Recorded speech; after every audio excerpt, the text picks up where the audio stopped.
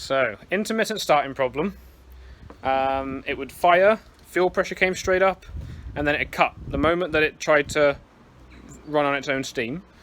And then it cut out. And my brain says, because it does it when it's warm than when it's cold and stuff, my brain said crank position sensor, but this crank position sensor isn't that old.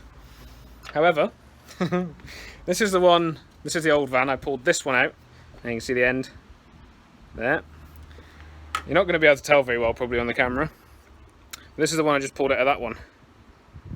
And I don't know if you can tell, but it's been rubbing on, well, it'd be the flywheel. So I'm glad I looked today, because if that had fallen apart in there and it got into the clutch or whatever, some bearing or anything, that would have caused some catastrophic issues. So I think the moral of the day is, if something's wrong, look quickly. Don't wait until something else breaks. Another little lesson that I try to give people if they maintain their own vehicles is just look.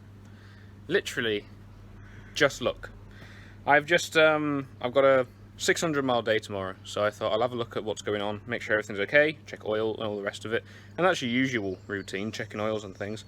Well, I've just gone into a little bit more depth. The weather's nice and I'm just prattling around really, and I don't know if you can see where I've put a cable tie, and you can probably see a bit of fresh gaffer tape. The pipe, if you could see it properly, the water pipe sits on top of the boost pipe, and it's been just chafing away at it, just moving like that I imagine, and just wearing away at the rubber, and it was just about to go through, and I've managed to just save it.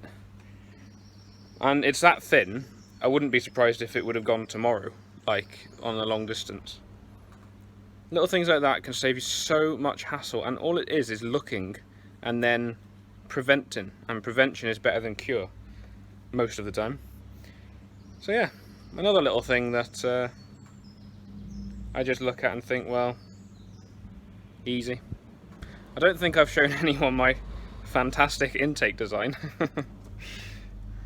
Ignore the toilet paper, I've got injector seals problems. It's a bit of piping. I don't know where it come from. I have no idea where that come from at all, actually. Anyway, so yeah, bit of piping. And one of the reasons I decided to do this was I'd never put a cone on a van, and I was just curious, to be honest. So I thought, sod it, I'll buy a new cone. Something cheap, just try it and see what happens. Actually, it runs fine. A little thing, if you ever put in a cone on a vehicle, is always make sure you put it before all the sensors, because if you put it after, engine management lights and things will kick in. But the other thing is, when I bought this van, whoever had it before must have had a little bump in it or something. And the idea was that the air intake goes over there, because I don't know if you can see, it's all a bit, it's not flush anymore, there's a gap, and that gap runs perfectly through into this area. So I was thinking, well, that's going to get lovely cold air there, and I can't be bothered trying to, the bump, if I ever have a small bump in this, I'm knackered, because I tried to fit another bumper that looked perfect on, and it won't fit anymore, because where the bracket is stretched to from whatever incident happened, it won't fit. So I thought, you know what, let's make a use of this situation rather than getting annoyed about it. And now I've got a sort of cold air intake ram air type thing, I reckon is what we'll call it.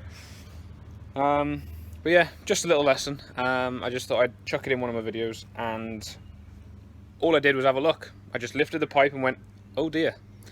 And now that's one less breakdown I've got to deal with. So yeah, that's that.